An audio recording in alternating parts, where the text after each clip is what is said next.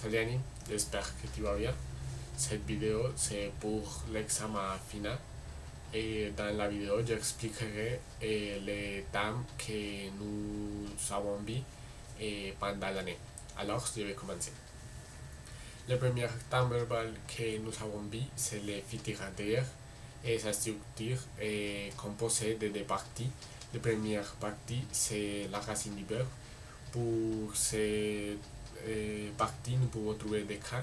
Le premier cas, c'est le verbe régulier.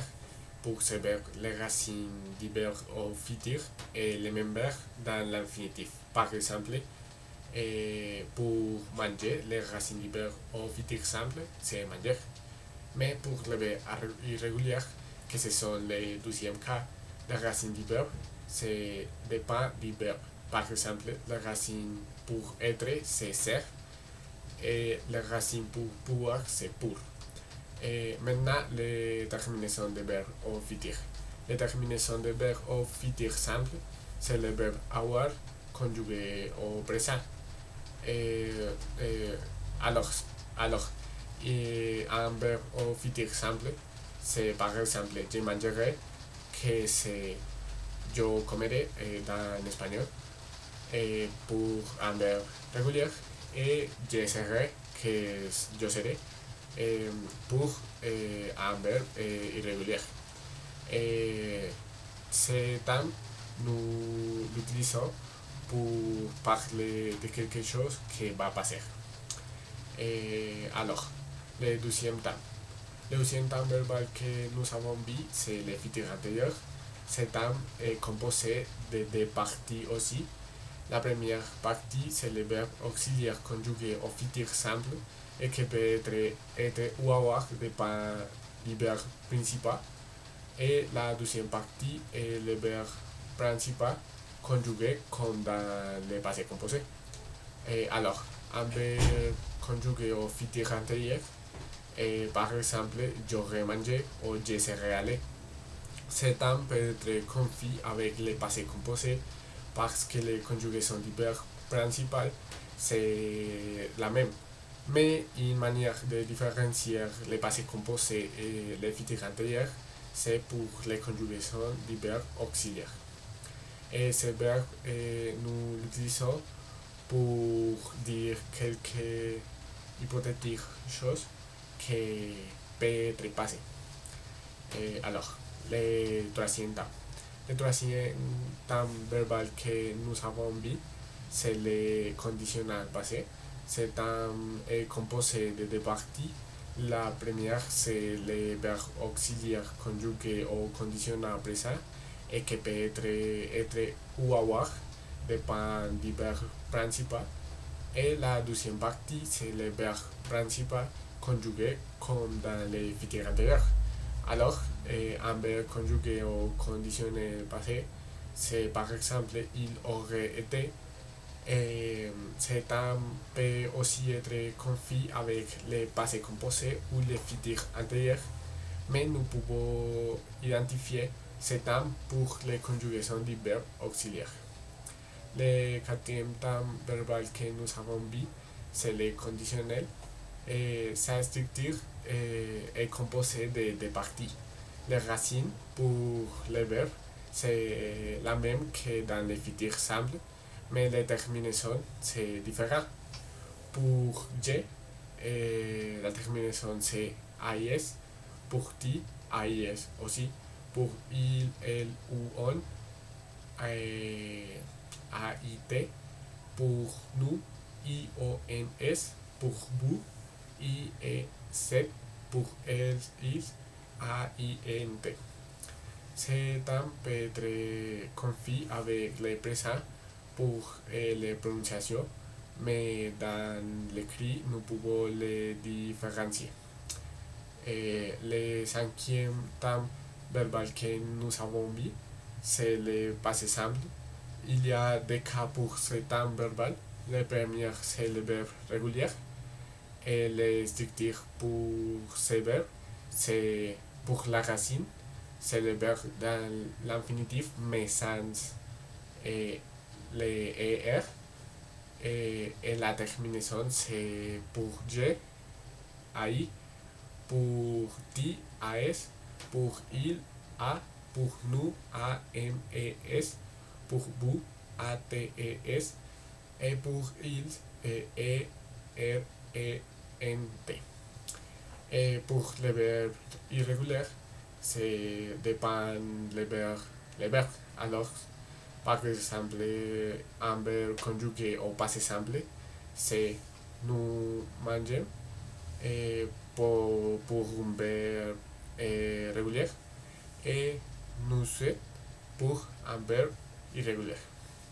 Cet terme verbal, nous l'utilisons pour parler sur quelque chose qui est passé.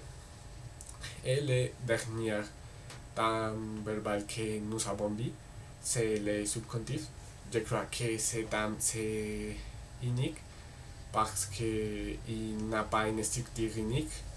Et chaque verbe se conjugue différent. Par exemple, manger dans le subjonctif, c'est manger aussi comme conjugué au présent. Et alors, c'est un peu difficile de différencier avec le présent, mais nous pouvons les différencier si nous regardons le contexte de la phrase, parce que ce terme verbal s'utilise pour dire quelques conseils, pour donner quelques conseils ou pour parler sur la possibilité de quelque chose qui serait bon ou mauvais qui passé. Et durant l'année, nous avons fait beaucoup de différentes activités pour apprendre la langue et le temps verbal, comme écrire des textes avec verbes conjugués ou le temps verbal que nous travaillons, et textes comme lettres, et textes qui parlent de quelques thèmes spécifiques. Et, par exemple, dans l'école, nous, nous lire un texte sur Dieu et, et, et tu m'as dit la différence entre je et je. Et je, c'est yo dans espagnol. Et je, c'est yo tengo dans espagnol. Et je crois que j'ai amélioré un peu sur la prononciation et la différence entre je et je. Et, mais j'améliorerai quelques fois que j'ai fait. Et aussi, nous avons fait des conversations avec notre copain sur un thème spécifique, avec un thème verbal spécifique. Et par exemple, j'ai parlé avec Mariana Harman sur une amie que c'est notre amie et elle lui parle beaucoup de choses. Cette activité c'est très intéressant et je crois que c'est très bon pour apprendre la langue. Et nous avons fait aussi pratique de prononciation dans Flipgrid, comme lire un texte, un poème et les paroles d'une chanson qui, je devais dire, Annie, les dernières chansons, et je l'aime beaucoup, c'est très bon. Et je devais dire que je crois que je parle beaucoup, je parle très, très bon anglais parce que j'écoute beaucoup de la musique en anglais, je vois beaucoup de films et de séries en anglais et je sais que ces activités sont très importantes pour apprendre une langue, mais dans le français, je n'ai pas trouvé beaucoup de films ou séries ou musique. Et alors, je devais dire merci parce que cette chanson c'était très beau et je l'écoute beaucoup. Et je crois que les chansons c'est très bon. Et aussi, nous avons envoyé clips d'audio pour améliorer notre prononciation. Et j'ai envoyé beaucoup, comme ça, clips d'audio.